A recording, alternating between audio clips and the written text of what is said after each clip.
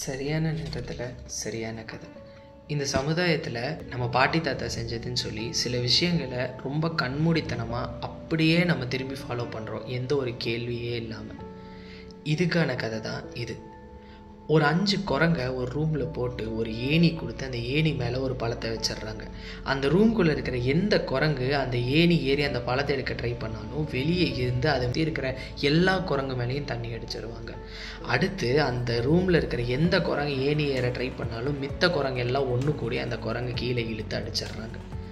கொஞ்சம் கொஞ்சமாக உள்ளே இருக்கிற பழைய குரங்கெல்லாம் புது குரங்கோட ரீப்ளேஸ் பண்ணுறாங்க. இப்போது புதுசாக வர எந்த குரங்குக்கும் அந்த ஏணி ஏறினா என்ன நடக்கும் அப்படிங்கிறது தெரியாது, என்ன கிடைக்கும் அப்படிங்கிறது தெரியாது. ஆனால் அடி உழுங்கிறது மட்டும் கன்ஃபார்மாக தெரியும். இந்த மாதிரி தான் 12th முடித்த பிறகு ஒன்று இன்ஜினியரிங் பண்ணணும் அல்ல டாக்டர் ஆகணும். படித்து முடித்த பிறகு வேலை தான் பண்ணணும். இந்த ஆண்டர்பிரினர் ஆகணும், சம்பாதிக்கிறதுக்கு பிஸ்னஸ் பண்ணணும் அப்படிங்கிற கதைக்கெல்லாம் இங்கே வரவே கூடாது. இந்த மாதிரி சமுதாயம் எவ்வளோ ப்ரெஷர் போட்டாலும் உங்களுக்கு ஒரு விஷயம் சரின்னு பட்டுச்சு அப்படின்னா அதை சரியாக செய்யுங்க. செஞ்சால் கண்டிப்பாக வெற்றி கிடைக்கும். ஒரு தடவை ஜெயிச்சதுக்கப்புறம் என்ன தெரியுமா சொல்லுவாங்க, எனக்கு முன்னாடியே தெரியும் பையன் ஜெயிச்சிருவான்ட்டு. ஜெயிக்கிறதுக்கு வாழ்த்துக்கள். சரியான நேரத்தில் சரியான கதை. நாளைக்கு பார்க்கலாம்.